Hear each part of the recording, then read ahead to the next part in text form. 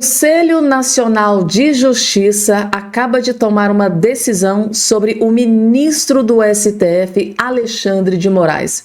É tomada em cima deste escândalo, que vazou aí pela Folha de São Paulo, envolvendo exatamente o ministro do STF. Outra informação que eu vou trazer aqui. Há alguns dias atrás, o próprio ministro Alexandre de Moraes disse em plenário do STF que não estava nem um pouco preocupado com esta divulgação desse escândalo que foi divulgado pela Folha de São Paulo. Divulgada pela Folha? Acho que tá sim, gente. Pelo menos foi o que mostrou aqui agora, há poucos instantes, a jornalista Bela Megali, do jornal O Globo. Ela acaba de descobrir uma informação. Sim, gente, tá? A resposta para quem tinha alguma dúvida, sim. O Alexandre de Moraes está desesperado com todos esses escândalos. Tanto é que ele tomou uma decisão e eu vou trazer aqui esta informação em todos os detalhes para todos vocês. Além dessas outras informações, gente, tá? Assistam para não perder nenhum detalhe, porque esse vídeo aqui tá simplesmente impecável. Só não esqueça de se inscrever no canal, ativar o sininho das notificações e compartilhar o vídeo o máximo possível que vocês puderem. Questão de trazer aqui esse vídeo do Rodrigo Constantino sobre o que aconteceu dentro do gabinete do ministro do STF, Alexandre de Moraes. Assistam, gente, mas assistam com muita atenção, porque vocês vão entender a gravidade da situação. Vejam só. Para que o ator o deputado federal tucano Alexandre Frota, aquele que se disfarçou de bolsonarista para trair a direita, como fez Joyce Hasselman, uma turma do MBL e companhia, ele municiava Alexandre de Moraes. E na troca de mensagens ali dos juízes auxiliares do ministro do Supremo, havia assim, olha, o deputado Alexandre Frota quer que censure, que vá atrás do cantor gospel tal. Aí o outro diz, não, mas isso aí vai gerar uma repercussão grande, vai revoltar. Influente. Olha o argumento jurídico, ele é muito influente.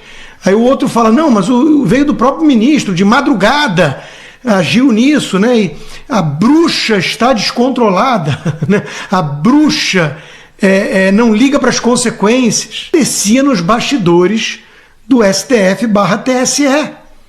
Era uma organização criminosa na mão de um psicopata, sendo municiado por um ator.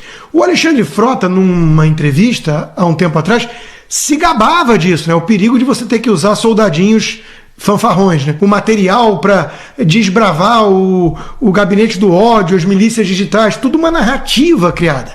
Nada. Então era a projeção, né? A esquerda, que tem o seu gabinete do ódio, tem dinheiro público, tem Soros, tem PT, vassalas, jagunços, né? Aliás, esse final de semana vimos também, né? O tal do juiz auxiliar, o cara é um juiz auxiliar, o tal do Vargas, né? Ou seja, sequestrar um jornalista brasileiro, o Alan dos Santos, asilado nos Estados Unidos. Por muito menos, o mesmo Alexandre de Moraes mandou a Polícia Federal, leia-se, jagunços, atrás de empresários que estavam num grupo fechado de WhatsApp, desabafando. Puxa, eu prefiro até a volta do regime militar do que a volta do ladrão comunista à cena do crime. A apreensão quebrou sigilo bancário de empresários grandes por conta disso. Agora, o auxiliar dele fala em jagunço. Isso era para parar o país. Isso é escandaloso demais. Tinha feito cair o ministro. Talvez a república toda, porque é uma república fajuta, calcada num criminoso agindo com dossiês produzidos por um ator. É lamentável, eu quero crer que vai ter consequências, não é possível, pelo menos boa parte da imprensa está acordando aos poucos. Agora entende que o pedido de extradição do Alexandre de Moraes é um pedido esdrúxulo. Essa figura, essa entidade, né, o leitor da Folha, que é melhor do que o especialista, né? É o leitor, você pega qualquer um para dizer o que você quer dizer. Da Folha que está vindo o vazamento em doses homeopáticas do Glenn Greenwald, fritando o Alexandre de Moraes aos poucos.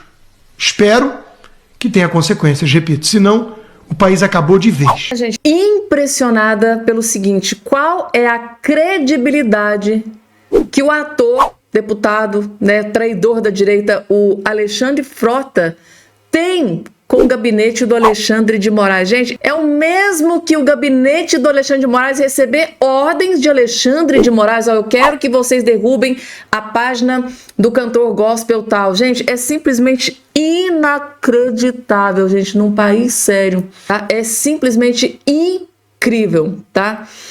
Outra informação que eu preciso trazer aqui na tela para todos vocês, para vocês verem aqui melhor. Olhem só. Cresce pressão interna no STF para encerramento do inquérito das fake news. Porque a questão é que esse inquérito das fake news, apelidado aí por inquérito do fim dos mundos, porque ele nunca tem fim, ele seguindo, vocês sabem muito bem. Aí com todo esse escândalo envolvendo aí o ministro Alexandre de Moraes, alguns ministros dentro do STF vêm, né, endossando a ideia de que o Alexandre de Moraes pode dar um fim nesse inquérito das fake news. Mas por que será que alguns ministros do STF estão se borrando de medo, né? Após reportagens que apontaram uma suposta fuga do rito por parte do ministro Alexandre de Moraes, a defesa do encerramento do inquérito das fake news passou a se acentuar nos bastidores do STF. 5 anos, no entanto, é considerado um tempo longo demais, sem conclusão. Os inquéritos das fake news foi aberto em 2019 por iniciativa do então presidente do STF, Dias Toffoli, né, que designou Moraes como relator. A medida gerou polêmica desde o início. Moraes, que estava na corte havia apenas 2 anos, ganhou poder ao longo da instrução da investigação, que acabou se desdobrando em várias outras. O jornal Folha de São Paulo apontou que Moraes pediu de maneira informal a assessores do TSE, no qual era presidente, dados sobre uma série de alvos do inquérito das fake news. Moraes afirma ter seguido procedimentos normais, isso aqui a Folha vem sempre dizendo, e nos bastidores do STF, no entanto, há uma percepção geral de que o encerramento do inquérito evitaria uma escalada no desgaste de Moraes e aplacaria parte das críticas endereçadas ao ministro, que acabam impactando todo o tribunal. Esta informação foi divulgada pela jornalista do jornal O Globo, ela é colunista no O Globo, a Bela Megali. Esta matéria publicada aqui pela Bela Megali mostra exatamente o desespero do Alexandre de Moraes, principalmente em descobrir quem foi o traidor. Quem de dentro do gabinete levou essas informações, esses 6 gigabytes de informações, gente, a rodo, vem muito mais aí nos próximos dias. Quem foi o traidor que levou todas essas informações à Folha de São Paulo e também para o jornalista americano Glenn Greenwald? Vamos ver aqui a matéria. A suspeita do gabinete de Alexandre de Moraes sobre o vazamento das mensagens de seus assessores. Eles têm uma suspeita de quem é o traidor.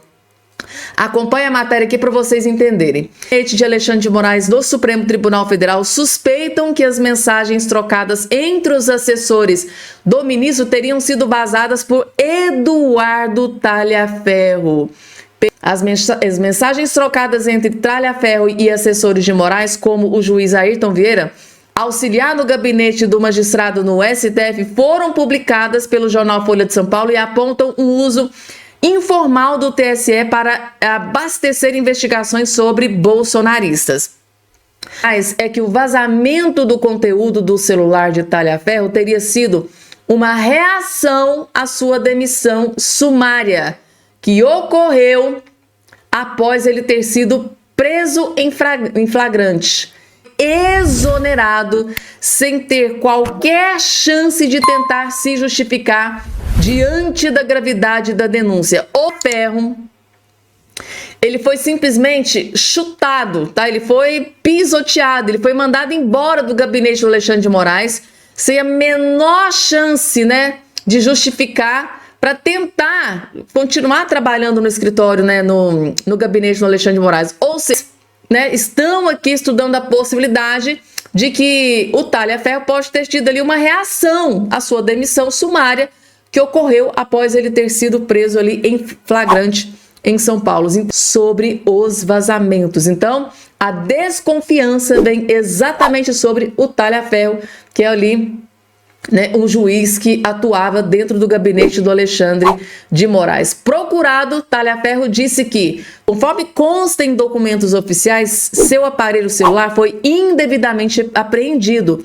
Ficou em posse da Polícia Civil por 6 dias e, quando devolvido, ele não acompanhou a dita deslacração do telefone. Não se preocupa com o teor das mensagens que, eventualmente, tenham sido obtidas de seu telefone. Talhaferro disse ainda que um fato chamou sua atenção.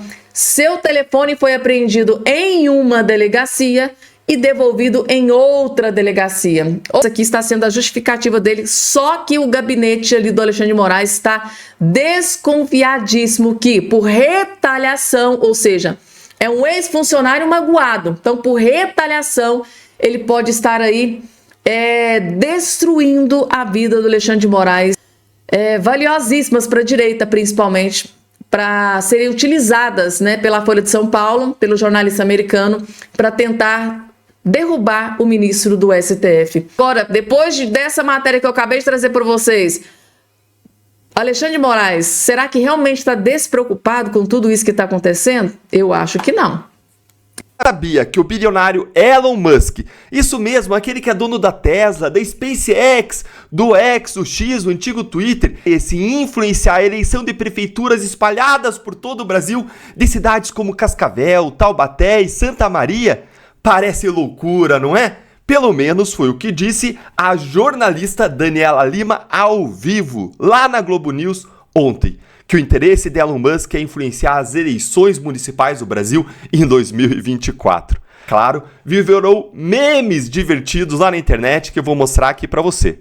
Duvida? Então bora assistir comigo a esse vídeo absurdo e já deixa o seu like, se inscreve no canal para que a voz da nossa indignação e dos memes possa chegar mais longe. Confere aqui. No Brasil, qual é a avaliação do Tribunal Superior Eleitoral e do Supremo? O Musk esticou a corda. Quando ele fala, fechou as operações, você vai ver, você vai abrir, você tá lá, você tá usando o X. O Supremo não recebeu o aviso formal de que o Musk está retirando o seu escritório de advocacia do Brasil. A lei brasileira obriga a empresa que opera aqui a ter um representante legal aqui. O que isso vai gerar? Bom, eu vou lá e xingo o Gabeira. O Gabeira vê aquilo, ganha um processo sobre injúria e o juiz fala, remove porque você está acusando ele de algo que ele não fez, muitas vezes um crime, e isso não pode continuar na internet. Aí sabe o que ele vai ter que fazer? Mandar uma carta lá para os Estados Unidos, que vai demorar 3 anos para chegar e ninguém pode nunca responder. Isso é ilegal. Ele está testando a lei brasileira, como já fez em outros lugares. Por quê? Para o TSE e para o STF não há um jogo de menininho mimado. O que há é uma tentativa deliberada de se criar um ambiente de influência nas eleições brasileiras. Gente, repete isso aqui, ó. Presta atenção no que ela falou, ó. Presta atenção. É uma tentativa deliberada de se criar um ambiente de influência nas eleições brasileiras, já em 2024. Ah, Daniela, isso é teoria da conspiração. Pesquise sobre o papel de redes sociais no Brexit. O contexto dessa fala da Daniela Lima é o seguinte, ó. Ela trouxe uma apuração de que ministros do TSE e do STF pensavam sobre a decisão do Elon Musk anunciada nesse último sábado de fechar o escritório do X no Brasil. O Elon Musk justificou a decisão deles, empresarial, dizendo que ele foi forçado a isso por conta das decisões ilegais, abusivas do ministro Alexandre de Moraes, que ameaçou prender funcionários do X caso a empresa não obedecesse às ordens abusivas do ministro. A versão do Elon Musk, gente, não é papo furado, ela está demonstrada por documentos. Inclusive, o X publicou na íntegra a decisão do Moraes com uma ordem de prisão da representante legal do X. O Musk preferiu fechar o escritório da empresa no Brasil do que entregar os seus funcionários para os jagunços de Alexandre de Moraes, o qual, com certeza, já deve estar preparando uma decisão para banir de vez a empresa do território brasileiro. Isso vai colocar o nosso país naquele seleto grupo de democracias avançadas que proíbem o X, ao lado da Rússia, China, Irã, Coreia do Norte, Mianmar, Nigéria e Turcomenistão. Isso já dá um forte indicativo de quem está do lado certo e quem está do lado de errado dessa história, não é verdade? Aí vem quem? A Daniela Lima, que poderia, se ela fosse uma jornalista de verdade, ter feito uma análise profunda dos acontecimentos que revelam os abusos de Moraes, inclusive a partir das revelações escabrosas recentes da Folha de São Paulo, mas não. A Daniela Lima preferiu ficar em silêncio sobre o escândalo da Vaza Toga e desempenhar mais uma vez o papel de garganta de aluguel dos ministros do TSE e do STF. Ela disse: O que há é uma tentativa deliberada de se criar um ambiente de influência nas eleições brasileiras. Hã? A gente tem que parar tudo para escutar isso. Afinal de contas, gente, é uma acusação gravíssima. Vocês ouviram. Contudo, a Daniela não apresentou uma prova do que ela disse, nem explicou melhor o seu comentário. Aí essa fala, é claro, virou imediatamente uma piada nas redes sociais. Dá uma olhadinha aqui comigo na zoeira da galera sobre isso aqui, ó. Dá uma olhadinha, ó. Esse usuário da internet, internauta NandX, colocou: sim, o Elon Musk quer influenciar as eleições para vereador e prefeito e poder nomear várias ruas e praças de São Gonçalo e Araraquara. Em resposta aqui a Daniela Lima. Aí veio o Paulo Eduardo Martins, aqui de Curitiba, um grande político do PL, e disse: claro, o Elon precisa muito da prefeitura de Nazaré das Farinhas. O Matheus Resistência, outro usuário da internet, colocou: sim, o Elon Musk tá louco para conseguir eleger o seu candidato aqui em Xique-Xique, na Bahia. E, é claro, a gente não podia deixar aqui de apresentar essa do Joaquim Teixeira, que colocou o seguinte, grande Joaquim Teixeira colocou: amanhã eu tenho uma reunião com Elon Musk. Ele me solicitou uma lista dos candidatos a vereadores de esquerda das cidades de Jacareí, Taubaté, Pindamonhangaba, Bananal, Tremembé, Lorena e Aparecida. Elon tem muito interesse na situação geopolítica dos municípios do Vale do Paraíba. Gente, isso aqui é uma ironia em cima do absurdo que a Daniela Lima disse. Vamos revisar o que ela disse aqui, ó. O trecho interessante aqui, ó. Dá uma confere comigo. O que há é uma tentativa deliberada de se criar um ambiente de influência nas eleições brasileiras, já em 2024.